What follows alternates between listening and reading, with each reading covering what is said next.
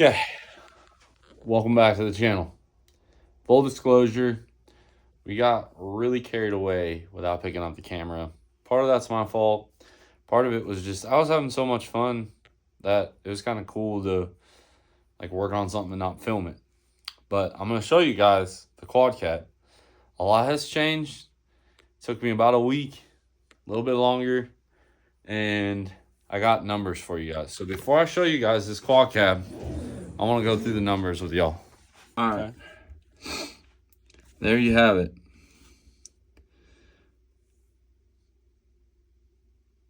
Okay, pause to read it. Okay. 395 and 3/4 pounds plus this 1 pound. So 397. So far, the weight rack added 5.5 pounds to the truck. The floor added 5.25 pounds to the truck, and the dash was 12 pounds. All right. Now, if you're looking at that, you're going to be like, wow, that dash got heavy. You're dang right it did. So, what we have here is the grand reveal. So, there is our carbon fibre back cover supported with aluminum. Okay. Then I'm going to take you into the back of the truck here, and you're going to notice something. It's painted. That is right. We painted the inside all black. That was quite a feat, and in all honesty, would never recommend doing that again. This is our unpainted, because we ran out of paint, weight rack. It is welded to the frame, and then it goes through the cross member, and it's re-welded to the cross member. And if you look, there's 2 points of movement down there with a pin, and up here there's a screw that goes through, and that was in case something gets twisted, bent, whatever, you could still get it off. And it's now 3 pieces, much easier to carry, breaks down very small. But this is the weight rack that we did. Here you guys can see some of the aluminum. This is our carbon fiber sheet here, and this will allow us to hang quite a bit of tractor weight. Like I said before, probably 1,000 pounds. I just MIG welded it, didn't care. That could have been better, but whatever. We got a lot of weight out of this truck. We repainted the cage. We redid some carbon fiber. Tape, I just like the way it looks. It stops you from scratching the paint off. I did order new seat belts. Now, I'm going to take you to the front of the truck here, to the carte blanche here. All right. So that looks rough because the paint was peeling and stuff. But this is our Tim McCamus Blem carbon fiber dash. These are like $200 cheaper, and it is just temporarily mounted. As you can see, all of the factory wiring is gone. We'll cover that in another video on the standalone harness. But I would like to say a big thank you. All right, and I just want to give a big shout out to Proven Power Solutions up there in Montana. Appreciate you. He sent me a standalone 849 harness, and he's like, just pay for it if you use it. If you don't, ship it back. So it is in a box here. Again, I really thank him for that. There's a few guys who are going back and forth. I couldn't find what I really wanted, so we're going to see if we can make this work. If I can, cool. If I can't, we'll ship it back, and I appreciate him for doing that. So again, here's our dash. This is set up for a race pack, but no matter what we were going to put in there, I figured I'll just put some standoffs and mount the display in front of that. But that's where we're at. All the factory wiring's out, steering column's out. We got a Motion Raceworks steering column kit, as well as some Tim McCamus parts to make a new steering column. I'm not going to remanufacture the wheel here. All right, we're just going to cut and slip a 3/4 D into the factory shaft and then build our steering column off of that. I did leave this magnesium center support in this part right here. Everything I read, it really isn't that heavy, and it gives us such a good spot to mount our brake pedal and stuff that I just felt better that whole thing just remaining factory. And then over here, we did remount the nitrous bottles. We shaved a pound off of that. There is our patch panel for the floor that we cut out. That was a pretty decent chunk. And now that I'm filming this video, it really doesn't seem like they did a lot, but I promise you it was a lot. We cut parts of the cab mounts off. Down here, like kind of chopped up our cab mounts. We chopped up the front. So if you look, I'll maybe put some pictures up too. But this whole support is gone. And just a lot of cutting, grinding, thinking, and then re-welding.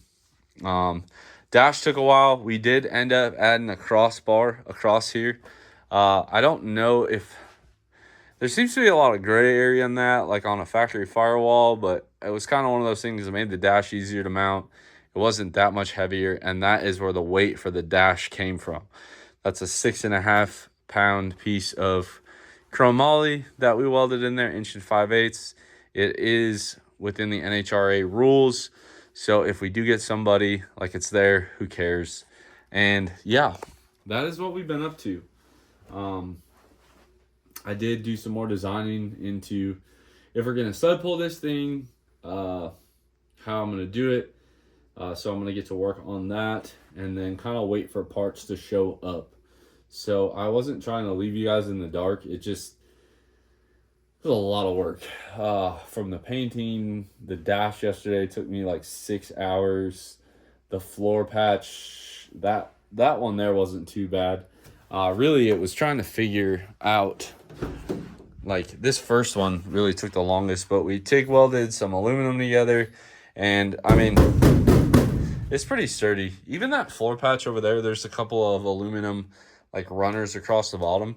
Like, I've already had to stand on that since I put it in, and it works out really good. So we are chipping away at our list here.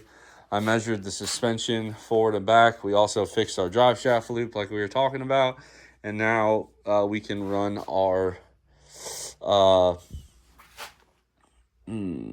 wishbone instead of our panhard bar when we drag race. And also, I would just like to say, upon taking apart all this wiring and everything, we got rid of the OEM rear harness, OEM front harness, the TIPM, all of that. Eventually, we're going to put maybe some working brake lights, tail lights in it, and headlights. But for right now, I'm not really that worried about it. We'll at least wire up the fog lights to make sure those work. We did find that our AirDog lift pump did not have the fuse in it. So our 588 in Arizona was a lift pump. Now, that's not to say it was going to be a 4, but it would probably have been closer to like a 578, 579, somewhere in that range.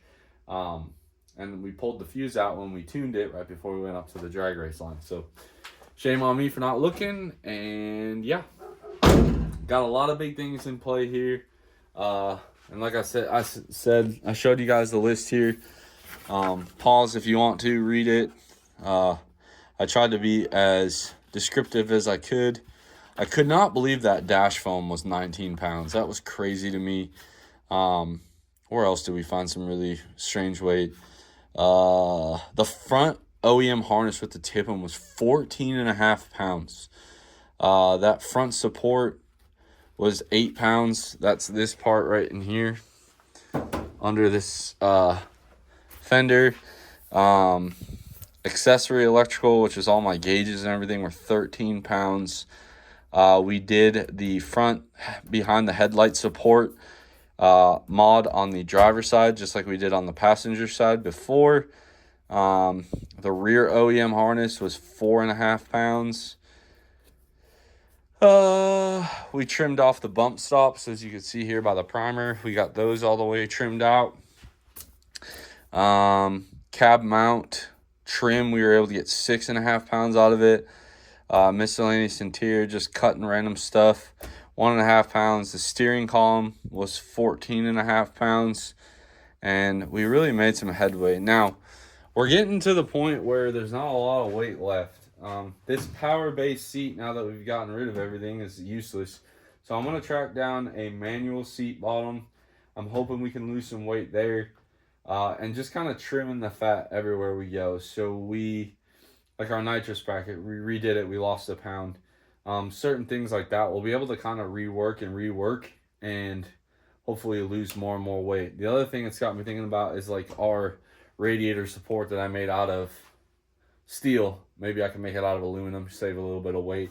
But right now, with my math and everything moving forward from here, I'm thinking we're under 5,000 pounds. I'm thinking we're close to like 4,900 pounds, which is going to make a huge difference. I mean, essentially almost 10% of the weight off the truck.